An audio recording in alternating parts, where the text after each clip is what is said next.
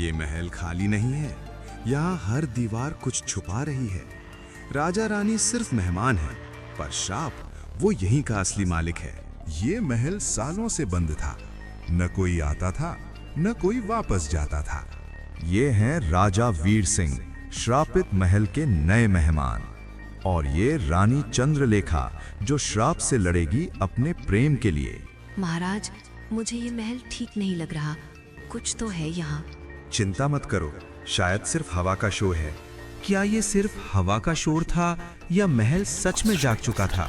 ये सिर्फ एक महल नहीं, ये एक श्राप है। सुबह का समय था, लेकिन इस महल के अंदर रोशनी भी डरी हुई लग रही थी। ये वही राजमहल था जिसे सालों पहले बंद कर दिया गया था। लोग कहते हैं जो भी यहाँ रात में गया वो कभी पहले जैसा वापस नहीं आया। आज सालों बाद राजा वीर सिंह और रानी चंद्रलेखा इस श्रापित महल के दरवाजे पर खड़े थे। राजा का चेहरा सख्त था, लेकिन रानी की आंखों में एक अजीब सा डर छुपा हुआ था। हवा तेज चल रही थी, जैसे महल खुद उन्हें अंदर आने से मना कर रहा हो। दरवाजा धीरे धीरे खुला और महल की ठंडी हवा उनके चेहरों से टकराई। अंदर कदम रखते ही सब कुछ अलग लग रहा था, जैसे समय यहीं हप गया हो। दीवारों पर लटकती पुरानी तस्वीरें, जिनमें आंखें उनका पीछा कर रही थीं। राजा ने मशाल आगे बढ़ाई, पर रोशनी भी इस अंधेरे से हार रही थी। रानी ने धीरे से कहा, ये महल हमें देख रहा है। और तभी पीछे से दरवाजा खुद ब खुद बंद हो गया। दरवाजा बंद होने के बाद महल बिल्कुल शांत हो गया। इतनी शांति जो कानों को चुभने लगी। राजा ने आगे बढ़ने का इशारा किया, लेकिन हर कदम के साथ अंधेरा गहरा होता चला गया। अचानक किसी ने धीरे से रानी का नाम लिया, चंद्रलेखा। रानी का चेहरा सफेद पड़ गया। उसने पीछे मुड़कर देखा, पर वहां कोई नहीं था। मशाल की लौ अचानक कांप उठी और दीवारों पर साएं हिलने लगे। रानी ने कांपती आवाज में कहा, राजा, यहाँ कोई है। और तभी महल के कोने से फुसफुसाहट फैलने लगी। राजा ने रानी का हाथ थाम लिया, जैसे वो उसे खो देने से डर रहा हो। फुसफुसाहट धीरे धीरे एक दिशा लेने लगी और उन्हें महल के सबसे पुराने हिस्से तक ले आई। वहां एक बंद कमरा था। दरवाजे पर लगे ताले पर जंग जम चुका था। रानी ने दरवाजे को छुआ और जैसे ही उसकी उंगली लगी, उसके दिमाग में किसी और की यादें उभर आईं। खून से भरे फर्श, टूटी हुई चूड़ियां और एक चीख जो अब तक जिंदा थी। रानी गिरते गिरते बची। राजा ने पूछा, तुमने क्या देखा? रानी ने आंखें बंद करके कहा, यहाँ किसी ने दर्द के साथ जान छोड़ी थी। रानी की बात पूरी भी नहीं हुई थी कि महल की दीवारों ने सांस लेना शुरू कर दिया। हवा अचानक भारी हो गई, जैसे कोई अदृश्य बोझ उन पर दबाव बना रहा हो। राजा ने मशाल ऊपर उठाई और तभी उसकी रोशनी जमीन पर बनी एक पुरानी निशानी पर पड़ी। वो निशानी किसी श्राप का प्रतीक थी। रानी ने कांपते हुए कहा, ये महल जीता जागता है। और जैसे ही उन्होंने एक कदम आगे बढ़ाया, जमीन के नीचे से धड़कन सी महसूस हुई। जो श्राप जाग चुका हो, उसे दोबारा सुलाया नहीं जा सकता। रात और गहरी हो चुकी थी। महल के अंदर वक्त अपनी चाल बदल रहा था। राजा और रानी अब भी उसी निशानी के पास खड़े थे, लेकिन हवा में पहले से ज्यादा बोझ था। रानी की सांसें तेज थीं, जैसे कोई और उनके साथ साथ सांस ले रहा हो। राजा ने धीरे से कहा, हमें यहां से निकलना होगा अभी। और तभी महल के किसी कोने से एक गहरी सांस की आवाज आई, बिल्कुल पास से। राजा और रानी ने अपनी सांसें रोक लीं। आवाज बिल्कुल पास से आई थी, लेकिन वहां कोई नजर नहीं आ रहा था। राजा ने धीरे से कहा, हमें हिलना नहीं चाहिए। पर तभी पीछे से कदमों की आवाज आई। हर कदम के साथ महल और सन्नाटे में डूबता गया। रानी ने महसूस किया जैसे कोई बिल्कुल उनके पीछे खड़ा हो। उसने मुड़कर देखना चाहा, लेकिन राजा ने उसका हाथ जोर से पकड़ लिया और फिर कदमों की आवाज अचानक रुक गई।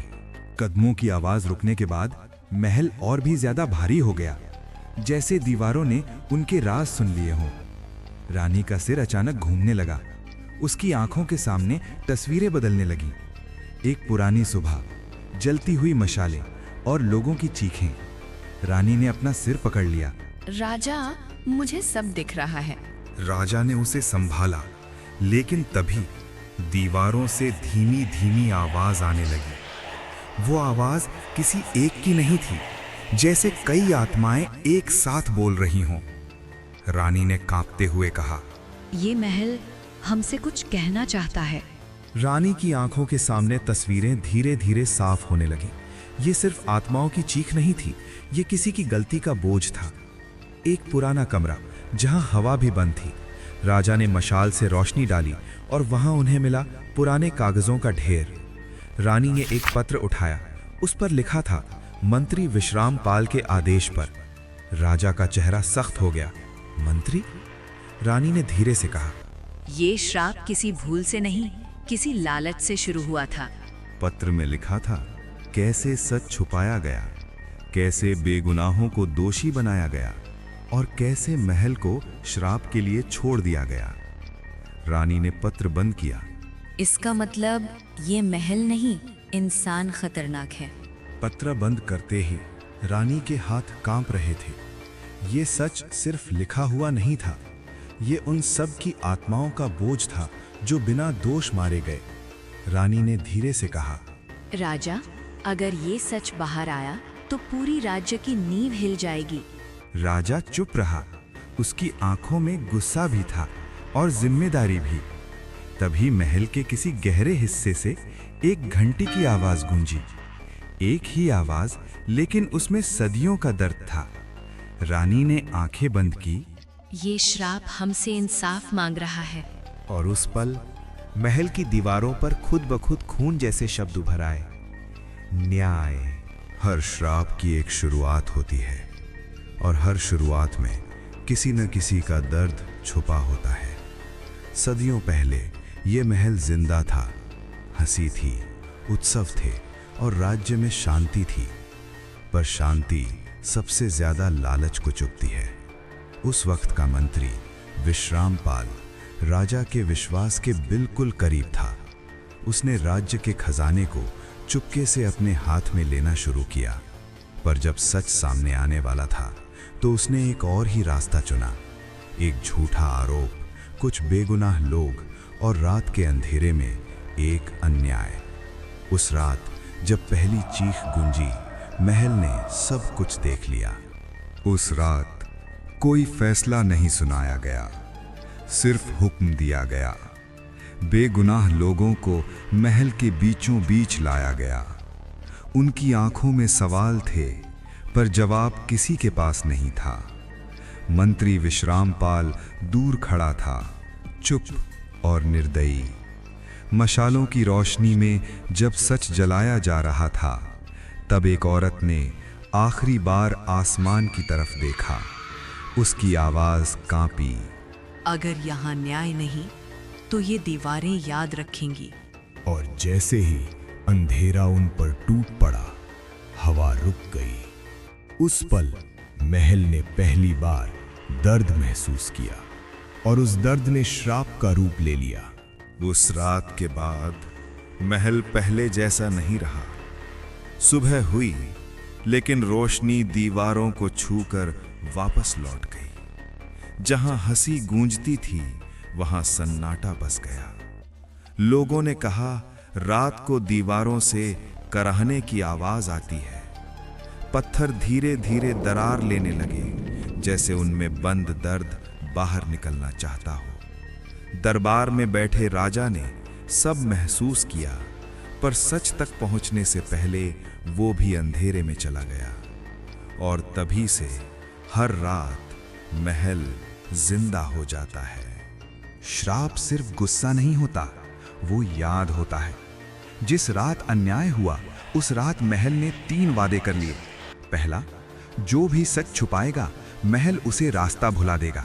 दूसरा, जो दोषी होगा उसे चैन कभी नहीं मिलेगा। और तीसरा, जब तक न्याय पूरा नहीं होता महल किसी का भी नहीं होगा। साल दर साल लोग आए गए, पर कोई भी इन नियमों को तोड़ नहीं पाया। और फिर सदियों बाद राजा वीर सिंह और रानी चंद्रलेखा ने उसी श्राप के बीच पहला कदम रखा। ये कोई इत्तेफाक नहीं था, ये श्राप का बुलावा था। श्राप की जड़ महल की दीवारों में नहीं, राज्य के दरबार में थी। मंत्री विश्रामपाल सिर्फ एक आदमी नहीं था, वो एक सोच था, लालच की सोच। राजा पर उसका विश्वास पूरा था, और जहां विश्वास होता है वहीं सबसे बड़ा वार होता है। विश्रामपाल ने राज्य के फैसले धीरे धीरे अपनी मुट्ठी में लेने शुरू किए। सच को कागजों में दबाया गया और झूठ को मोहर लगा दी गई। पर एक बात उसने कभी नहीं सोची, अन्याय की यादें मिटती नहीं, वो सिर्फ इंतजार करती हैं। रानी को श्राप से ज्यादा एक चीज परेशान कर रही थी, मंत्री के फैसले। राज्य शांत था, पर फैसले अजीब हो रहे थे। रानी ने पूछा, क्या ये सब राजा की इजाजत से होला है? दरबार में सन्नाटा छा गया। विश्रामपाल मुस्कुराया, वो मुस्कान जो सच छुपा लेती है। उसने कहा, रानी सा, राजा का बोझ हल्का करना मेरा कर्तव्य है।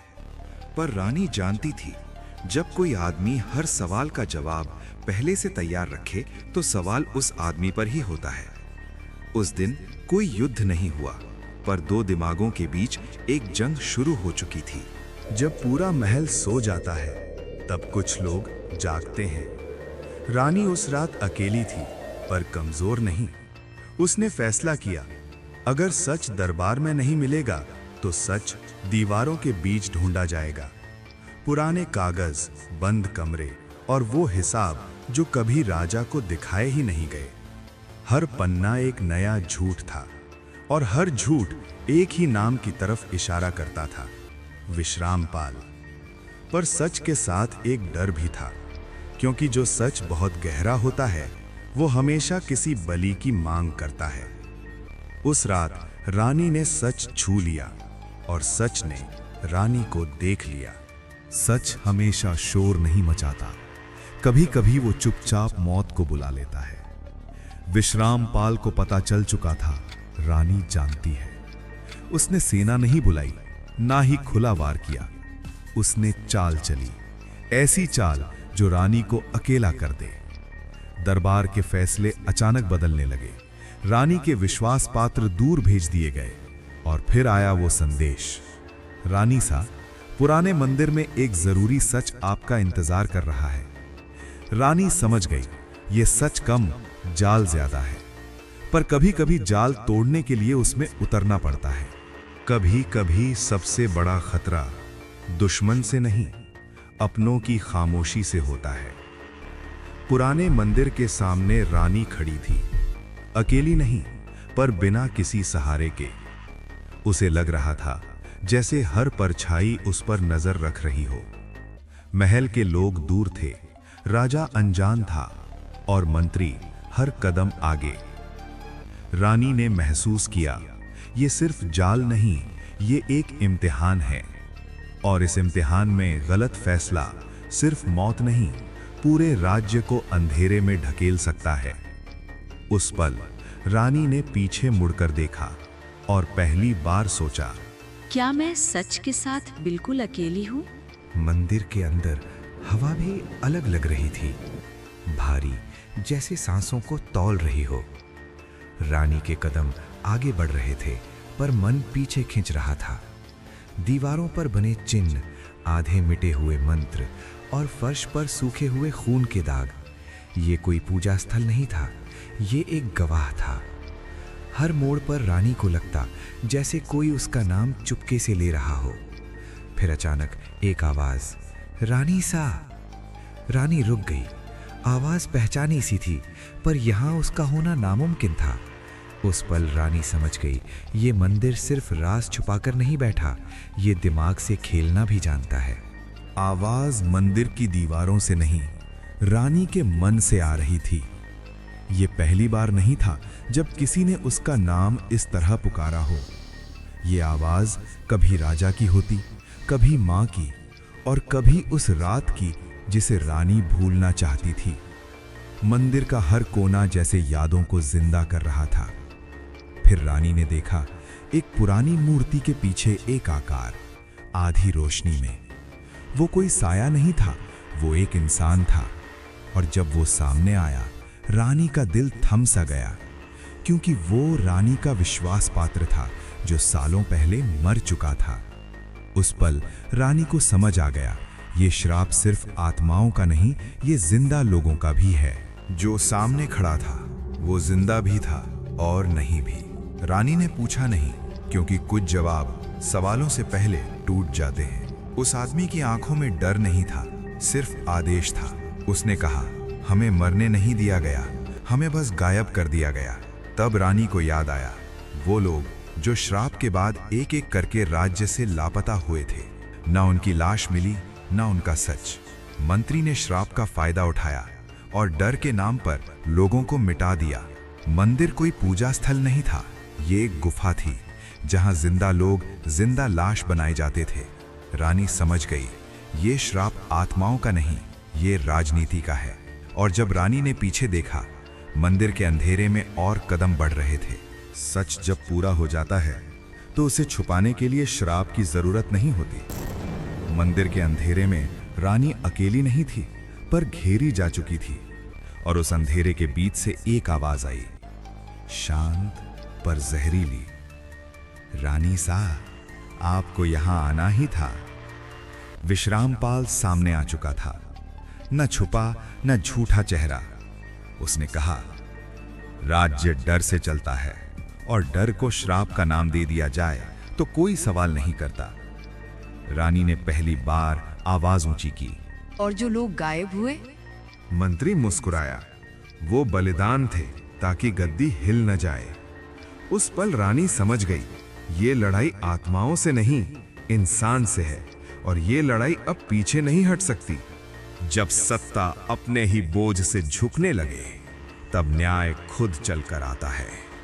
मंदिर के दरवाजे जोर से खुले, और जहां सबने सोचा था कि रानी अकेली है, वहां राजा खड़ा था। राजा ने कुछ नहीं कहा, क्योंकि सच शब्द मांगता नहीं, सिर्फ सामने आता है। उसके साथ वो लोग थे जिन्हें राज्य मर चुका मानता था, जिंदा, सांस लेते हुए और गुस्से में। राजा की आंखों में सिर्फ धोखा नहीं था, वहां शर्म भी थी। उसने पूछा, विश्रामपाल, ये राज्य मेरा है या तुम्हारा? मंत्री पहली बार चुप था। रानी ने आगे बढ़कर कहा, श्राप का नाम लेकर तुमने डर बेचा और राज्य खरीद लिया। उस पाल श्राप टूट चुका था, क्योंकि डर पहचान लिया गया था। न्याय का पल कभी चीख कर नहीं आता, वो शांत कदमों से सामने खड़ा हो जाता है। राजा ने आगे बढ़कर सबको देखा, वो लोग भी जो गायब कर दिए गए थे, और वो आदमी भी जिसने गायब किया। राजा ने कहा, श्राप का नाम लेकर तुमने राज्य को डराया, पर आज तुम्हारा डर सामने आ गया है। विश्रामपाल ने बोलना चाहा, पर शब्द साथ छोड़ चुके थे। रानी ने एक कदम आगे बढ़कर कहा, इस राज्य में किसी का गायब होना अब राज नहीं रहेगा। राजा का फैसला साफ था, सच को दबाने का दंड सबसे बड़ा होता है। और उस पल जब मंत्री के हाथ नीचे गिरे, श्राप खुद ही टूट गया, क्योंकि श्राप कभी दीवारों में नहीं होता, वो तब तक रहता है जब तक हम डर को सच से बड़ा मान लेते हैं। और इस तरह शापित महल एक कहानी बन गया, जहां डर नहीं, सच याद रखा गया।